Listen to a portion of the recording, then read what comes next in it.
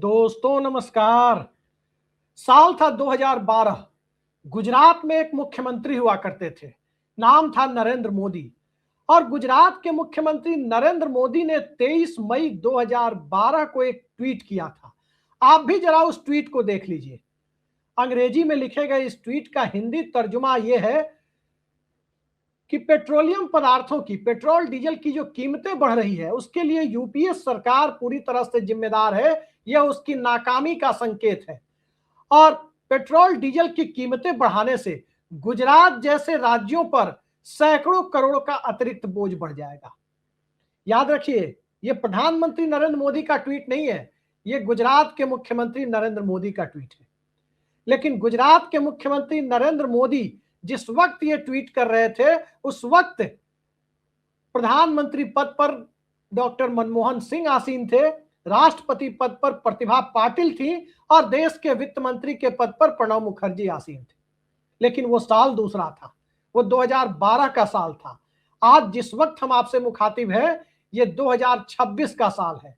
और 2026 में प्रधानमंत्री नरेंद्र मोदी की सरकार ने एक ऐसे दौर में पेट्रोल और डीजल की कीमतों में 3-3 रुपए का इजाफा किया है जिस वक्त होलसेल प्राइस इंडेक्स, जी हां, इस देश में थोक सामानों की महंगाई, थोक मूल्य सूचकांक 8% से ऊपर जा रहा है, 8.3% पर दिख रहा है। खुदरा महंगाई की क्या स्थिति होगी आप खुद से अंदाजा लगा सकते हैं।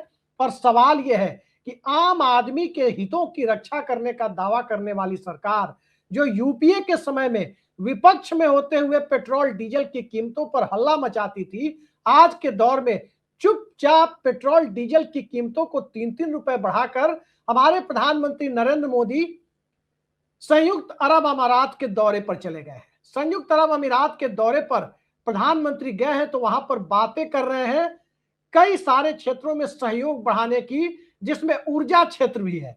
लेकिन एक तरफ यूएई के साथ ऊर्जा क्षेत्र में सहयोग बढ़ाने की जरूरत और दूसरी तरफ देश का पुर्जा ढीला होना, ये एक बड़ी हकीकत की तरफ इशारा कर रहा है जिसे मौजूदा दौर में सत्ता और सत्ता के साथ चस्पा हो चुका सिस्टम स्वीकार करने के लिए तैयार नहीं है।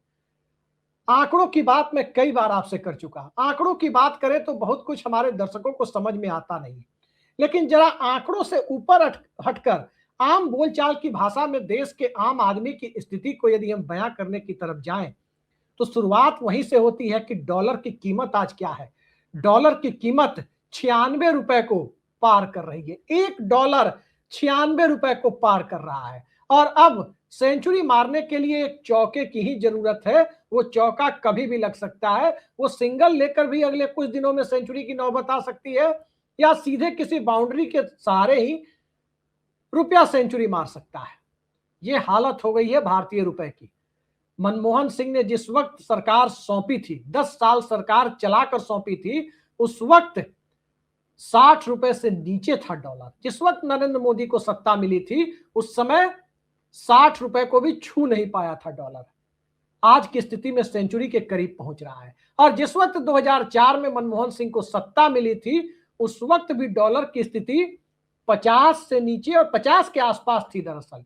यानी 10-12 रुपए या 8 रुपए, 8 रुपए से 12 रुपए के बीच 10 सालों में रुपया गिरा था। लेकिन आज 12 सालों के नरेंद्र मोदी की सरकार में यदि 40 रुपए या उससे भी ज्यादा रुपया गिरने की नौबत आती है तो आप स्वयं अंदाजा लगा सकते हैं कि आपकी करेंसी की क्या स्थिति बना दी गई है। वैसे आपकी करेंसी की, आपके रुपए की वैल्यू तो उसी दिन खत्म कर दी गई थी जिस दिन एक झटके में 8 नवंबर 2016 को प्रधानमंत्री नरेंद्र मोदी आपके सामने आए और 500 हजार के नोट को एक झटके में खत्म कर देने, बंद कर देने का ऐलान कर दिया और उसकी जगह नए नोट 500 और 2000 के जारी करने की बात की। यानी आपकी जेब में, आपके पर्स में, आपकी अलमारी में रखा हुआ नोट एक झटके में कागज के पुर्जे में तब्दील हो गया था, उसकी मॉनेटरी वैल्यू खत्म हो चली थी। 50 दिन के चौराहे की बात कही थी प्रधानमंत्री ने।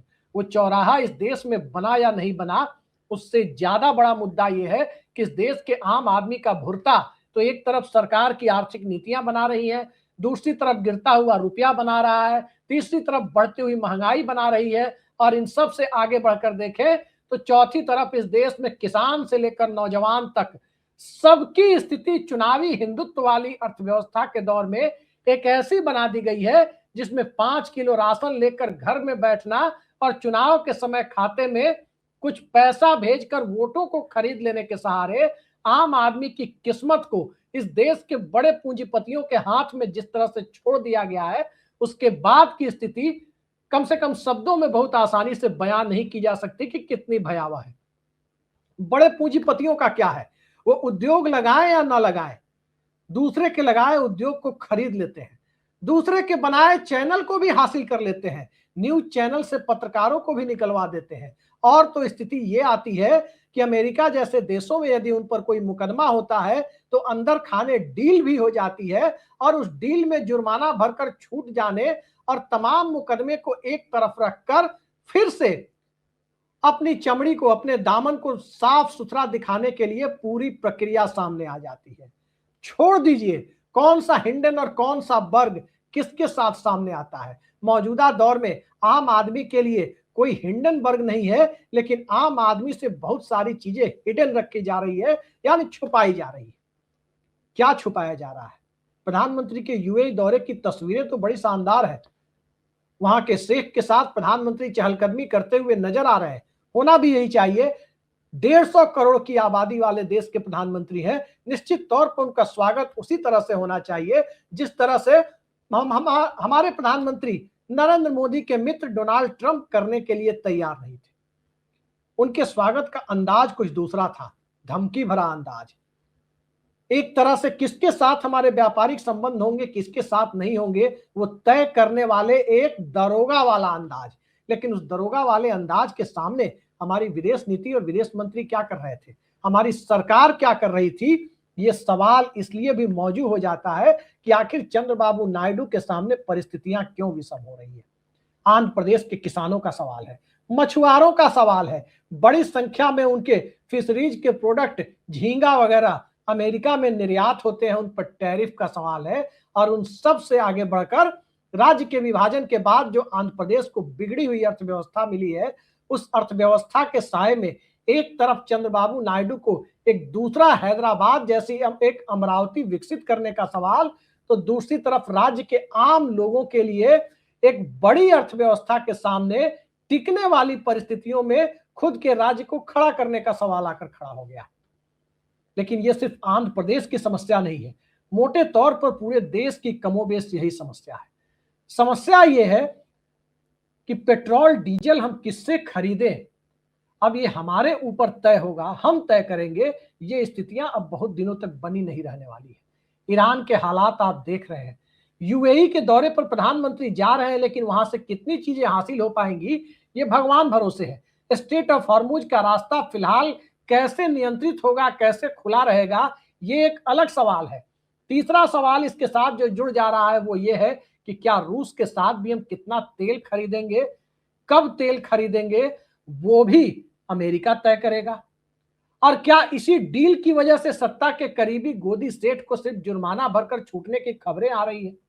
ये सारे सवाल एक तरफ है, और इनसे भी बड़ा सवाल ये है कि यदि अमेरिकी नियंत्रण वाले वेनेजुएला के तेल को यदि भारत सरकार खरीदती है, या यहाँ के रिफाइनरी वाले अलग अलग जो यहाँ की पेट्रोलियम कंपनियां हैं, चाहे प्राइवेट हो या सरकारी हो, रिलायंस हो या झेलायंस हो, जो भी हो, कोई भी खरीदता हुआ नजर आए, उस परिस्थिति में क्या हमारी रिफाइनरी इसके लिए तैयार है कि उतनी दूर से तेल लाना और उस क्वालिटी के तेल को जिसके लिए हमारी ज्यादातर रिफाइनरी बताया जा रहा है कि तैयार नहीं है, उनकी टेक्नोलॉजी उस लेवल की नहीं है, तो फिर वो तेल खरीदने का फायदा क्या होगा।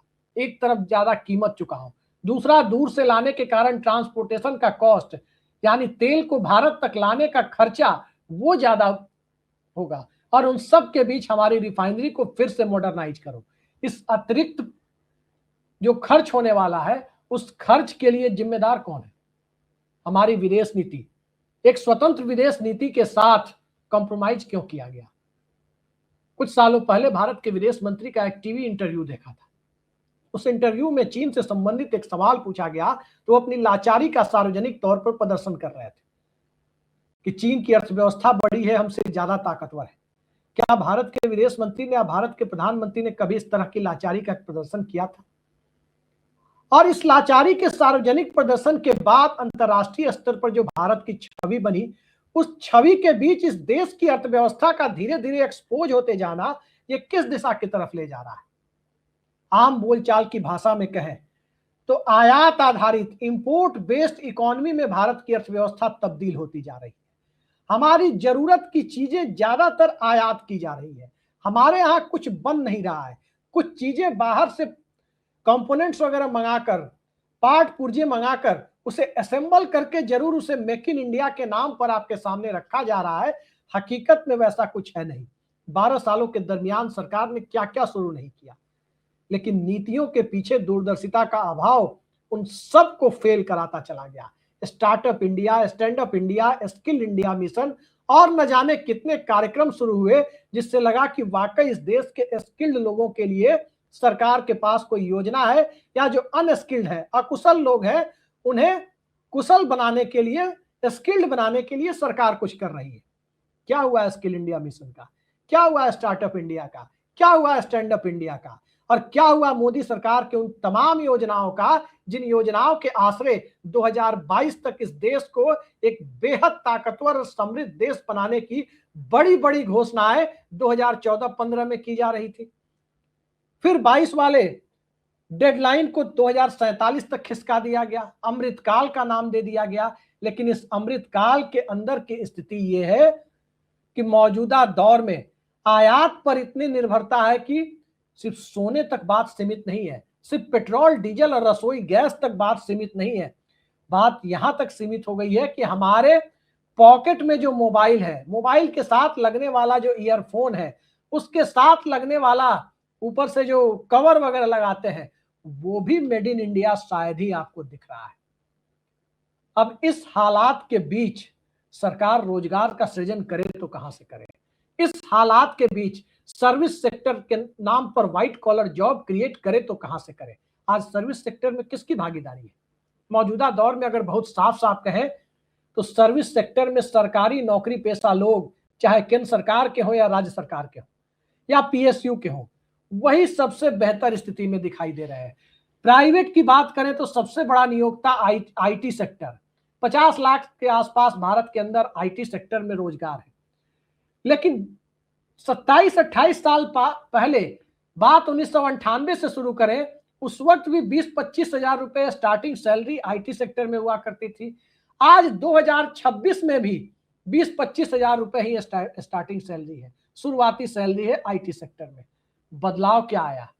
आईटी सेक्टर के व्हाइट कॉलर जॉब को यदि 98 की शुरुआती सैलरी और 2026 की शुरुआती सैलरी से जोड़ करके देखें तो वो व्हाइट कॉलर जॉब आज की तारीख में एक मजदूर के जॉब में तब्दील हो चुका है।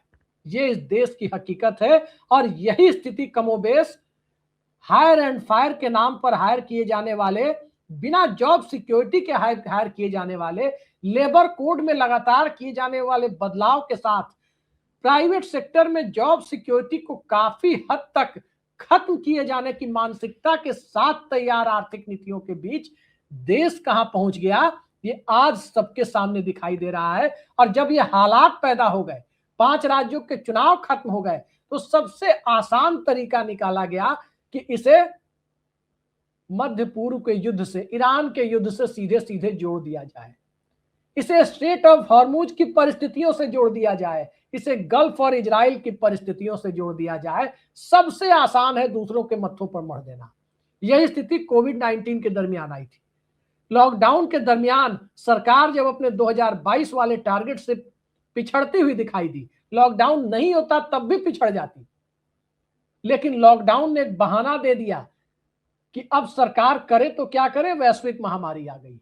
लेकिन आज की तारीख में इस देश की नीतियां क्या किसी बड़ी महामारी की तरफ संकेत दे रही हैं? क्योंकि नीतियों का निर्धारण करने के दरमियान आम आदमी, रोजगार, कृषि, नौजवान, पर्यावरण, समाज के अलग अलग क्षेत्र के लोग, आदिवासी और दलितों की चेतना, वंचित समाज के मुद्दे आखिर किस तरह से सरकार के पास लाए जा रहे हैं? ये साफ साफ दिख रहा है कि हसदेव के जंगलों में क्या हो रहा था। ये साफ साफ दिख रहा है कि उत्तराखंड में विकास के नाम पर पर्यावरण के साथ किस तरह का सर्वनाश किया जा रहा है। ये साफ दिख रहा है कि 4 लेन और 6 लेन के नाम पर, हाईवे और एक्सप्रेसवे के नाम पर इस देश में जमीनों की बंदरबाट और उस हाईवे एक्सप्रेसवे पर टोल प्लाजा के साथ किस तरह से एक ऑर्गेनाइज लूट का अड्डा बनाया जा रहा है, यह देश में किसी से छिपा हुआ नहीं। फिर कौन से अमृतकाल की बात सत्ता और सिस्टम करता रहा है।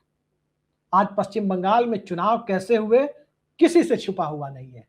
जो वोटर वोट नहीं डाल पाए, उनके वोटिंग के अधिकारों का क्या होगा, कोई उस पर बोलने के लिए तैयार नहीं है। और जितने वोट काटे गए, जितने वोट जोड़े गए, वो वोट राज्य के अंदर सत्ता परिवर्तन में निर्णायक साबित हुए। ये बात तो अब आंकड़ों के लिहाज से साफ साफ दिख रही है। तो सवाल ये उठता है कि एक तरफ प्रेस फ्रीडम इंडेक्स में भारत की स्थिति खराब हो रही है कि मीडिया कितनी स्वतंत्र है, दूसरी तरफ डेमोक्रेसी परसेप्शन इंडेक्स में भी भारत की स्थिति बहुत अच्छी नहीं है, तीसरी तरफ दुनिया में भूखमरी सूचकांक की स्थिति देखे, हंगर इंडेक्स की स्थिति देखे, तो वहां भी भारत की स्थिति अपने पड़ोसी देशों से भी खराब होती जा रही है। चौथी तरफ यदि मौजूदा दौर में इस देश के अंदर हैप्पीनेस इंडेक्स की बात करें, वो स्थितियां भी बहुत अच्छी नहीं है। इनकम इनइक्वालिटी, आय असमानता इस देश में इतनी बढ़ती जा रही है कि सत्ता के करीबी ऊपर के 2-4 पूंजीपतियों को छोड़ दे तो आम आदमी जीएसटी में तो बहुत बड़ा हिस्सा वो खुद दे रहा है, लेकिन इस देश के अंदर की संपदा पर उसकी हैसियत बहुत छोटी होती जा रही है। इस देश के अंदर, इस देश के संसाधनों पर उसकी भूमिका बहुत छोटी होती जा रही है। और जिस प्रकार से असमानता, इनइक्वालिटी यहां बढ़ती जा रही है, उस स्थिति में रोजगार का संकट खड़ा होना, मैन्युफैक्चरिंग का गिरता हुआ स्तर, करंट अकाउंट बैलेंस यानी आयात निर्यात के बीच भारी असमानता, ये इस तरफ लेकर के जा रही है कि झोला सत्ता का पहले उठेगा या झोला इस देश के आम आदमी के किस्मत का पहले उठ रहा है। इस सवाल का जवाब ढूंढने में किसी को कोई दिक्कत नहीं हो रही है। सत्ता वाले आज हैं, कल चले जाएंगे, कल दूसरे लोग आ जाएंगे, परसों तीसरे लोग आ जाएंगे, लेकिन आर्थिक नीतियों की वजह से जो नुकसान पिछले 10, 12, 14 सालों से देश के अंदर हो रहा है, उसके लिए एक दशक को यूं ही बर्बाद कर दिया जाना, आखिर उस पर किसकी जिम्मेदारी थोपी जाएगी? जवाहरलाल नेहरू की? क्या नेहरू ने मौजूदा दौर में रोक दिया है कि अर्थव्यवस्था आगे ना बढ़े? आजकल एक चलन है, खास करके कुछ पुराने न्यूज पेपर के एआई की मदद से उल्टे सीधे झूठ फरेब कर अलग अलग किस्म के नए नए पत्र बनाकर वायरल कर दिए जाते हैं, और फिर जब खंडन आता है तब तक लोगों में वो व्हाट्सएप यूनिवर्सिटी के माध्यम से तेजी से फैला दिया जाता है कि अमुक प्रधानमंत्री ने कहा था कि सोना मत खरीदो। बाद में पता चलता है कि ऐसा किसी ने नहीं कहा था। व्हाट्सएप फॉरवर्ड के दौर में अर्थव्यवस्था को भी व्हाट्सएप फॉरवर्ड के खेल की तरह खेलने की जो कोशिश है, देश के अंदर का मिडिल क्लास जिसने 1991 के राव मनमोहन मॉडल के बाद अपने लिए उम्मीदों का एक आकाश देखा था, उस उम्मीदों को 5 किलो राशन वाली व्यवस्था के दौर में तेल की कीमतें जो बढ़ती जा रही है, रोजगार खत्म होते जा रहे हैं, किसानों के सामने डिस्ट्रेस की स्थिति है, उस स्थिति में अब कैसे खुद को संभाल पाने की स्थिति में 150 करोड़ लोगों का देश ला पाएगा, ये बड़ा सवाल है। हाई नेटवर्थ वाले लोग बाहर की नागरिकता ले रहे हैं, लेकिन 150 करोड़ लोग तो बाहर की नागरिकता ले नहीं सकते। सवाल बड़ा है कि आखिर अब आने वाले वक्त में क्या होगा। कन्याकुमारी से कश्मीर तक और कच्छ से लेकर अरुणाचल प्रदेश तक जो स्थितियां बनती जा रही है, उन सब के बीच में वोट देकर सरकार चुनने वाला और उस सरकार से अपने लिए, सिस्टम के बीच अपने लिए एक इज्जतदार जगह की उम्मीद करने वाला तबका आखिर आज किस मुहाने पर खड़ा है, ये देख करके ही मौजूदा दौर में लोगों की रूह कांपने लगती है। 3 रुपए की कीमत बहुत ज्यादा नहीं है पेट्रोल डीजल की, लेकिन 3 रुपए की कीमत जो बढ़ाई गई है वो दरअसल 3 रुपए की नहीं है।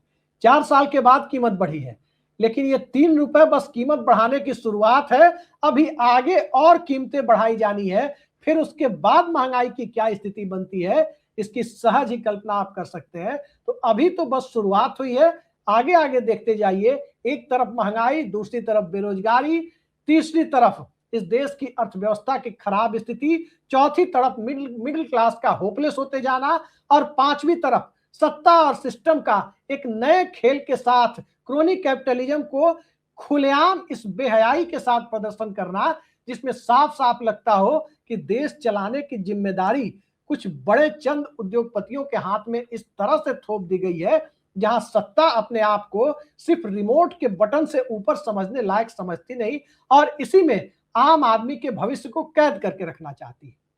अब देखते जाइए, चुनावी सफलता को, लोकतंत्र को चुनाव तंत्र समझने की भूल क्या आने वाले वक्त में भारी पड़ने वाली है? थोड़ा इंतजार कीजिए। मध्य वर्ग और गरीब लोगों के बीच जिस तेजी से निराशा फैलती जा रही है, और वो निराशा और उसका समाधान लोकतांत्रिक प्रक्रिया में अक्सर लोकतंत्र के माध्यम से ही होता रहा है और लोकतंत्र के माध्यम से इस बार भी होगा, ये गुंजाइश अब बढ़ती जा रही है। थोड़ा इंतजार करते हैं, देखते हैं चुनाव तंत्र के पहले लोकतंत्र दुरुस्त हो जाए। और 4 साल में जो तेल की कीमत बढ़ी है उसका एक कारण चलते चलते आपको और बता दूं, वो ये है, हर साल कहीं ना कहीं का चुनाव होता है। वन नेशन वन इलेक्शन की बातें जो आपके सामने लाई जाती है, उसके पीछे का असली मकसद क्या है? असली मकसद यह है कि लोकसभा हो या विधानसभा, सीधे 5 साल में जनता के बीच जाना पड़े। बार बार जाने की वजह से महंगाई, किसान, बेरोजगारी, अर्थव्यवस्था, पर्यावरण, ये सब मुद्दे बनते रहते हैं और ये सब मुद्दे 5 साल में ही एक बार सिस्टम के सामने आए, सत्ता के सामने आए, ताकि जितना ज्यादा पूंजीपतियों के हितों के लिए नीतियां बनाने का रास्ता खुल सके, उस रास्ते को खोलने के लिए वन नेशन और वन इलेक्शन का जो नैरेटिव आपके सामने सेट किया जाता है, वो अब आसानी से लोगों की समझ में आने लगा है। देखते जाइए, सॉल्यूशन यहीं से निकलना है, समाधान का रास्ता डेमोक्रेसी यहीं से देती है और इस समाधान के रास्ते के लिए अर्थव्यवस्था वाला रास्ता वो पहले समाधान की तरफ जाता है या वाकई झोला उठाकर चलने की परिस्थितियां लोकतांत्रिक तरीके से समाधान के रास्ते का मार्ग प्रशस्त करती हुई दिखाई देती है? ये देखा जाना दिलचस्प होगा। आज के लिए इतना ही। नमस्कार।